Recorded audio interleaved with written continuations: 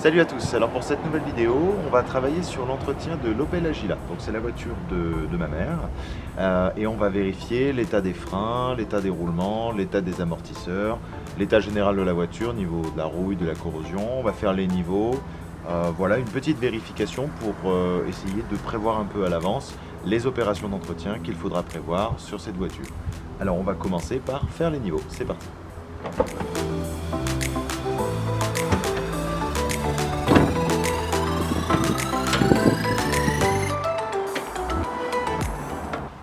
Alors, on va commencer par vérifier le niveau d'huile et l'état de l'huile. Donc la vidange a été faite il y a 8 mois et la voiture a parcouru seulement 7000 km. Sur cette voiture, il faut faire la vidange au moins une fois par an ou tous les 10 000 km, c'est ce que je vous recommande. Donc on va commencer par regarder la tête qu'a l'huile sous le bouchon de remplissage.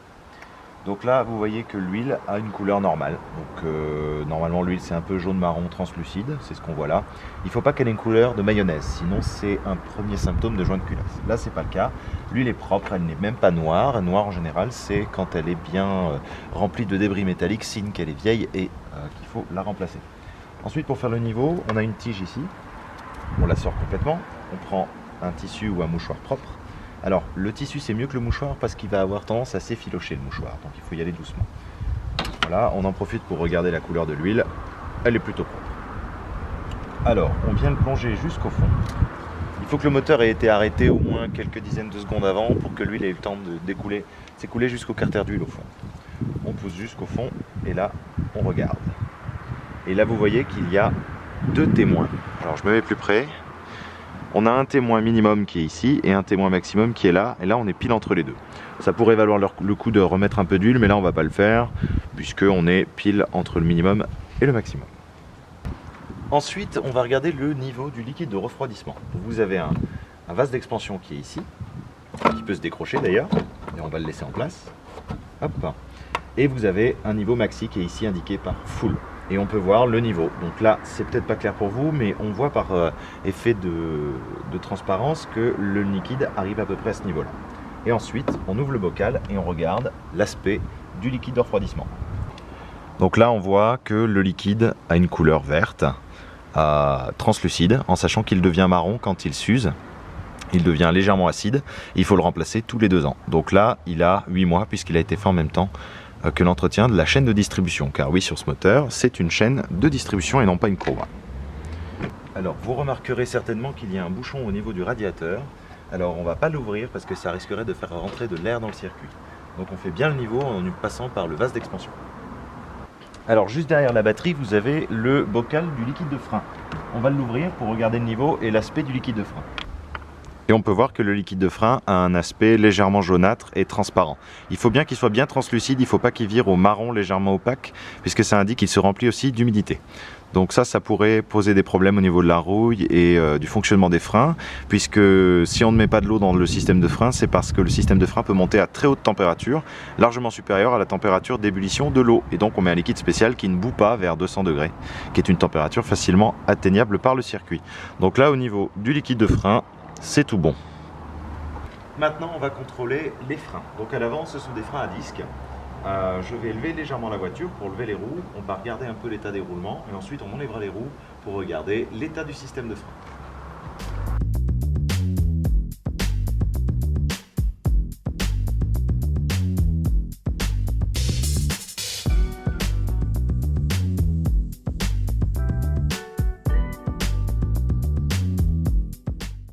Voilà, donc là on a levé la voiture. On a la roue avant gauche qui est levée. Et on va essayer de voir l'état des roulements. Donc il faut essayer de faire un mouvement de cisaillement avec les mains, comme celui-là, et un autre comme celui-là, pour identifier le moindre jeu. Donc là, j'ai aucun jeu.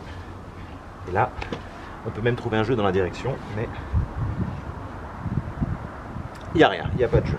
Et ensuite, pour essayer de poursuivre un petit peu la recherche d'un problème au niveau du roulement, il faudrait faire tourner la roue et là on va entendre le frottement des plaquettes sur les disques.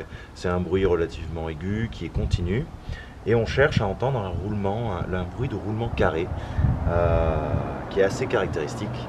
On va voir si on le trouve.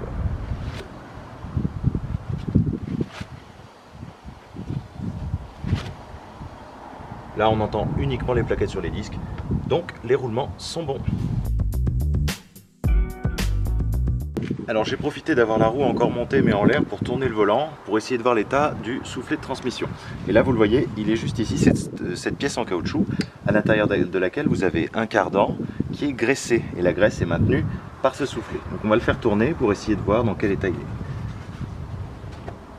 Le caoutchouc n'a pas l'air d'être percé.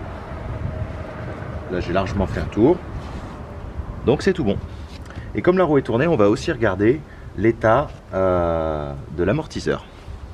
Alors l'amortisseur à l'avant, c'est un montage spécifique où le ressort de suspension est autour de l'amortisseur. Sur l'amortisseur, vous avez cette espèce de coupelle là qui est en caoutchouc et nous on cherche à avoir des fuites d'huile à ce niveau. Et là, c'est tout sec. Donc cet amortisseur là, il a l'air bon. Par contre, vous pouvez voir que le soufflet est largement défectueux.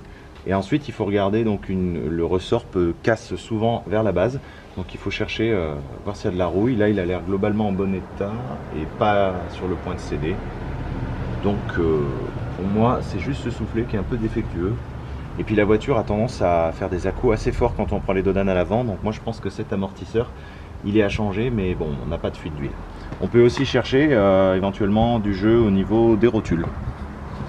Donc là vous avez la biellette de barre stabilisatrice. Et là on a un jeu. Mais je ne saurais pas dire si ce jeu est normal ou pas. J'aurais tendance à dire que c'est une pièce mobile, donc c'est pas étonnant. Mais si vous avez un avis sur la question, ou si moi je trouve l'info sur le net, je vous le mets là. Et sinon, écoutez, n'hésitez pas à donner un avis sur la question en commentaire. J'ai quand même l'impression que ce caoutchouc est un peu vieillissant. Donc à voir. Mais ça c'est une galère à enlever. C'est du 17.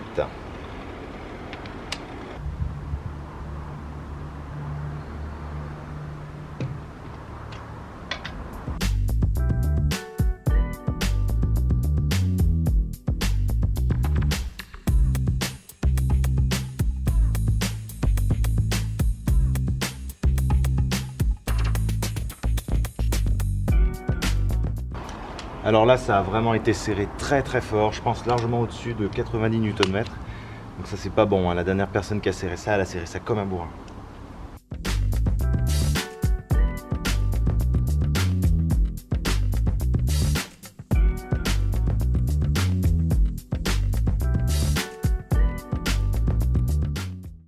Donc là on voit bien sur l'étrier le piston d'étrier qui est là, on a le disque à l'intérieur qui est légèrement rouillé mais c'est de la rouille superficielle et vous avez la plaquette intérieure qui est juste ici.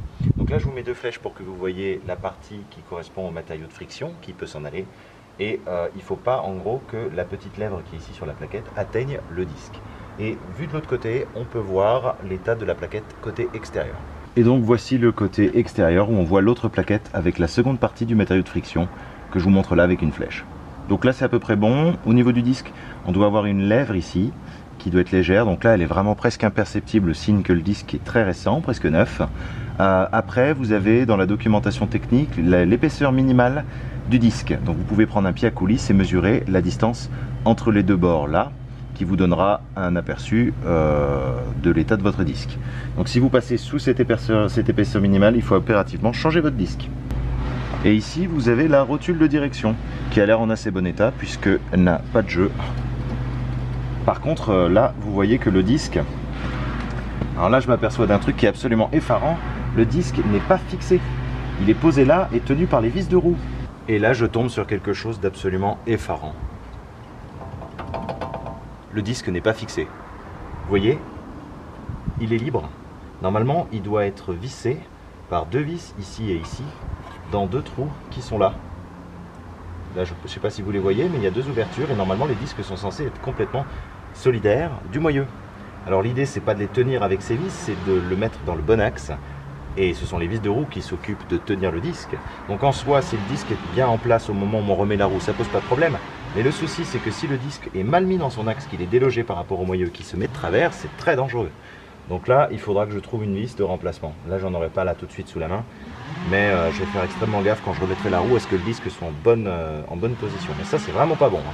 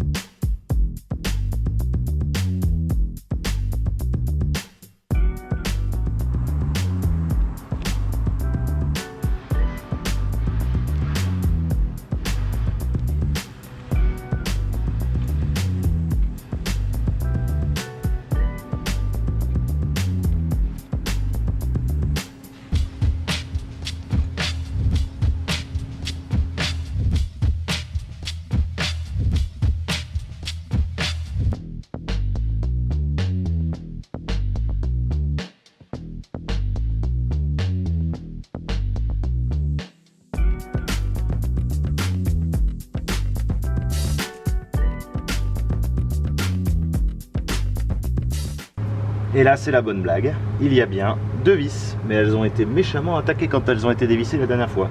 Donc de ce côté, le disque est bien fixé. Et bizarrement, j'ai moins galéré pour enlever les boulons de roue. Les vis de roue. Voilà. Bon bah je vais tourner la roue et on va regarder l'état des plaquettes. Mais là, en tout cas, au niveau du disque, il n'y a pas de lèvres, donc c'est pareil, hein, les 2 disques ont été changés en même temps. Au niveau des plaquettes, il faut s'attendre à ce que ça se passe bien. Je cherche notamment à voir si la plaquette côté intérieur ne serait pas plus usée que l'autre, ce qui indiquerait que l'étrier coulisse difficilement et que c'est principalement la plaquette qui est poussée par le piston qui freine et pas l'autre. Mais là, de l'autre côté, c'était pas le cas, on va regarder. Donc déjà, je vais vous montrer de ce côté, puis après, je tourne la roue. Donc là, je ne sais pas si vous voyez bien, mais je vais vous mettre les flèches. On a exactement le même niveau d'usure de ce côté que de l'autre côté. Je vais tourner la roue dans l'autre sens pour vous montrer la plaquette intérieure. Et là sur cette vidéo, pour la première fois, vous ne pourrez pas vous plaindre de la luminosité parce que je pense qu'on y voit franchement clair. La plaquette, elle est juste ici. Et je vous mets 2 flèches pour vous montrer l'état d'usure. Et donc là, vous avez le piston. Bon, le soufflet a l'air en bon état. Alors au niveau de l'amortisseur, il n'y a pas de fuite d'huile. Mais le capuchon en caoutchouc est dans le même état que l'autre côté. Mais en fait, finalement, après réflexion, je pense que le problème de suspension ne doit pas venir des amortisseurs, parce que j'ai vu quelque chose qui m'a fait beaucoup penser à une vidéo de Garage Bagnole et Rock'n'Roll que je vous mets en suggestion juste au-dessus. Et je vous montre ça tout de suite, c'est au niveau des triangles de suspension. Et là, c'est le petit cylinder bloc que vous voyez ici. Et ben, il est dans un sale état, et je pense qu'il est bien usé, et c'est ça qui fait clac à chaque fois qu'on prend un dos d'âne. Donc là, la prochaine réparation sur le Gila, c'est le changement des triangles de suspension. Et ce qui tombe bien, c'est que François de Garage Bagnole et Rock'n'Roll nous a déjà fait un tuto. Merci François. Bon, et étant donné qu'il y a 2 vis qui tiennent le disque de ce côté, ce que je vais faire, c'est que je vais en enlever une, puisqu'il suffit qu'il y en ait une seule pour tenir le disque, et je vais mettre la deuxième de l'autre côté.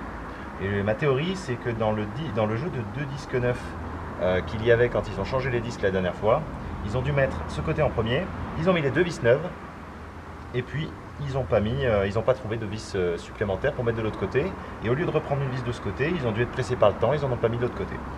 Donc voilà, je vais essayer de l'enlever. Et vous voyez que ce sont des vis qui sont vraiment très peu serrées.